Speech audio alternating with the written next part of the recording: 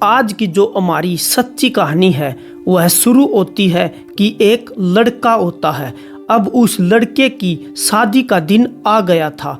शादी के दिन अब शाम के 4 बज चुके थे, तो वह अपनी बारात को धूम धड़ाके से लेकर निकलता है और लड़की के घर पर पहुंच जाता है। अब रात के समय पूरी शादी संपन्न खत्म हो जाती है और सुबह होते ही वह लड़का उस लड़की को लेकर अपने घर पर आ जाता है। और जब शादी की पहली रात यानी सुहागरात होती है, तो जब वह लड़की उस लड़के को देखती है तो दंग रह जाती है, मानो वह डर जाती है। यह कहानी बहुत ही रोमांस भरी है। तो दोस्तों, आप इस कहानी में हमारे साथ अंत तक जरूर बने रहें और कहानी को पूरी सुने। कहानी पर चलने से पहले मेरी आपसे एक छोटी सी रिक्वेस्ट है, अपने इस चैनल को लाइक शेयर सब्सक्राइब कर दें और ताकि मेरा भी हौसला बना रहे। आज की जो हमारी सच्ची घटना है वह है उत्तर प्रदेश में एक जिला लगता है लखनऊ। उस इलाके में एक पालन नगर में पुलिस स्टेशन इलाका लगता है। उस इलाके में एक सिरिया नाम का गांव है। उस गांव की रहने वाली कमला देवी, वहाँ पर जिसकी शादी होती है, वहाँ पर पढ़ने वाले एक गांव मंडोर में उस लड़के का नाम लाल सिंह होता है। अब दोस्तों, उन दोनों की शादी तय हो चुकी थी, कमला और लाल सिंह की। यह साल था 2016 का।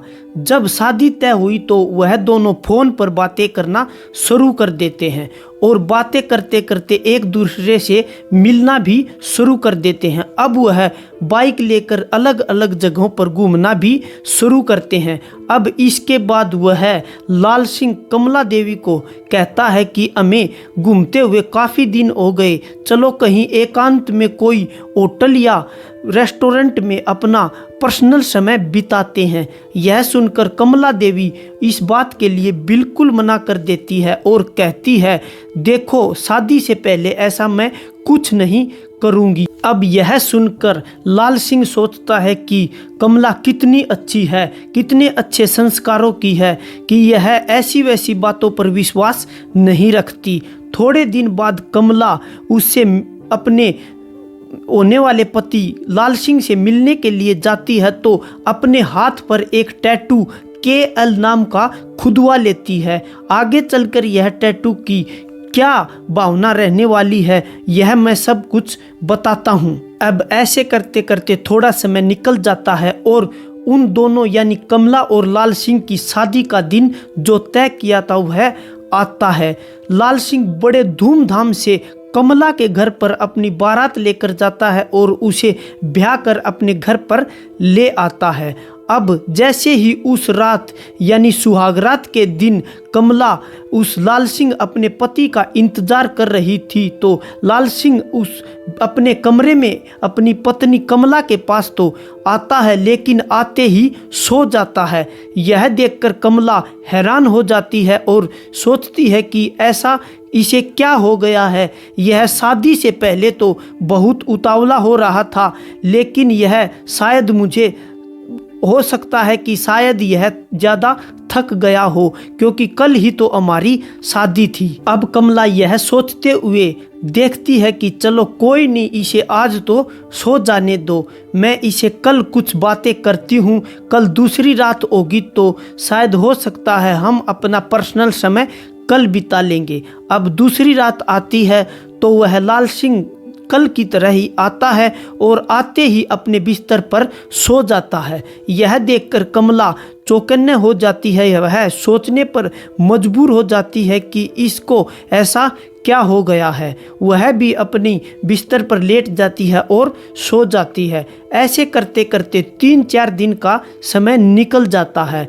अब कमला परेशान हो जाती है और वह अब एक रात को अपने पति लाल सिंह को उठाती है और कहती है, जी आपको ऐसा क्या हो गया है, आप कुछ तो बता भी नहीं रहे हैं।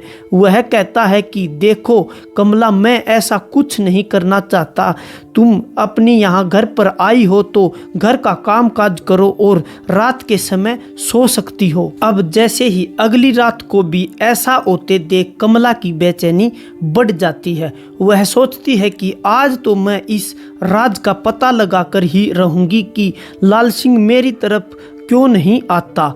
अब वह थोड़ी जबरदस्ती करती है और देख लेती है कि यह सब क्या है।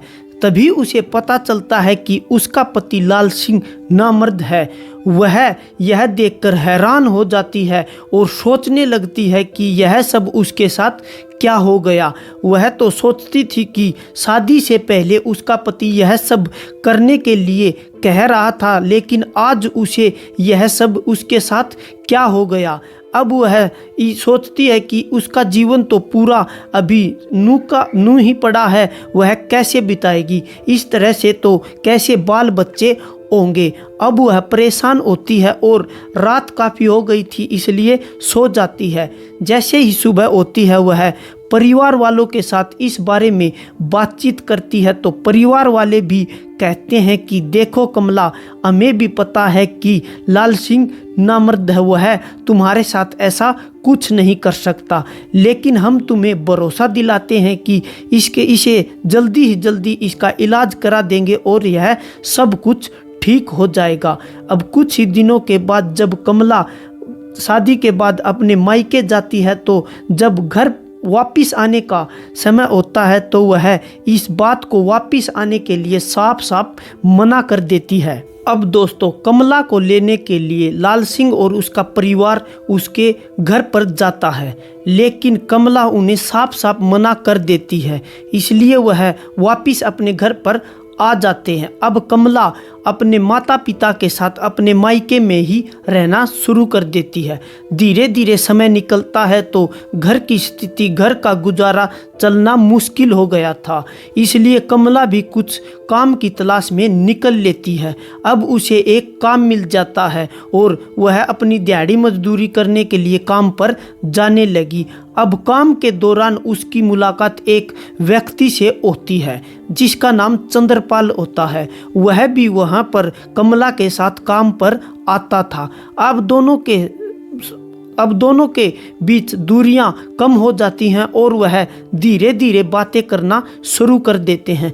अब वह फ़ोन पर वीडियो कॉलिंग करते हैं और यहाँ तक कि बाइक पर भी चंद्रपाल कमला को घुमाता है और वह उन दोनों के बीच अब प्यार गहरा हो जाता है।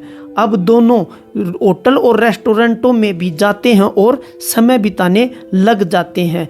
कमला अब अपने माता पिता और भाई भाभी को बोलती कि वह काम पर जाती है और काम के बहाने वह चंद्रपाल से मिलने के लिए जाती रहती है। अब कमला काम के बहाने चंद्रपाल से मिलती और चंद्रपाल उसे अलग अलग जगहों पर ले जाकर रात के समय वहां पर दोनों अपना पर्सनल समय बिताते और संबंध बना लेते। अब ऐसा कुछ दिनों तक चलता रहा। कमला को जो चीज़ ससुराल में मिलनी चाहिए थी वह मायके में ही मिल रही थी। अब वह सोचती है कि ऐसा कितने दिन तक चलेगा। वह अपने घर से फ्री थी और चंद्रपाल की भी शादी नहीं हुई थी, वह भी अपने घर से बिल्कुल फ्री था। अब उन दोनों के बीच ऐसे ही संबंध बनाने का सिलसिला लगातार चलता रहता है। चंद्रपाल भी कमला के पास में ही एक गांव पड़ता है, उस गांव का नाम है सिलानी। उस गांव का रहने वाला था, इसलिए वह पास में ही कमला के रहता था। तो वह तब भी कमला काम पर बुलाती या वैसे उसे मिलने के लिए कभी बुला लेती तो वह झट से कमला के पास मिलने के लिए आ जाया करता। अब दोस्तों, समय निकलता जाता है। ऐसे करते करते 2019, 20, 21, 22 आते आते 26 का साल आ जाता है। अब जनवरी 2026 में 24 जनवरी को एक वहाँ के घने गहरे जंगल में एक चट्टान के पीछे एक कई दिनों से जैसे लग रही हो कि कोई बॉडी पड़ी हो।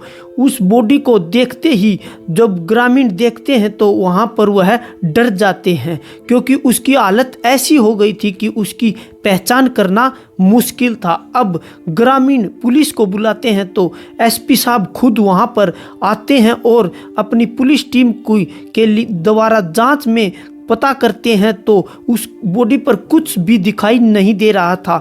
इसके अलावा कि उसके हाथ पर एक टैटू बना हुआ था, उस टैटू में केएल सिर्फ दिखाई दे रहा था। इसके अलावा कई दिन होने के कारण वह गुलिसड़ी हालत में पड़ी हुई थी। जब उस बॉडी की पूरी पहचान की जाती है तो पता चलता है कि पास में ही जो गांव है सीरिया, उस गांव की रहने वाली कमला यादव यानी उस कमला की वह बॉडी है। अब दोस्तों, पहचान हो जाने के बाद पुलिस वाले कमला के घर पर भेजते हैं तो वह कमला का भाई और उसके माता पिता आते हैं और कमला के टैटू को देखकर उसे पहचान लेते हैं। अब पुलिस वालों के सामने यह सबसे बड़ा सवाल खड़ा हो गया था कि इतनी बेरहमी से कोई किसी की हत्या कैसे कर सकता है, शायद यह आरोपी कौन है। अब पुलिस वाले इसकी पूरी जांच पड़ताल करते हैं, सीसीटीवी कैमरे में देखते हैं और कमला के फ़ोन रिकॉर्ड को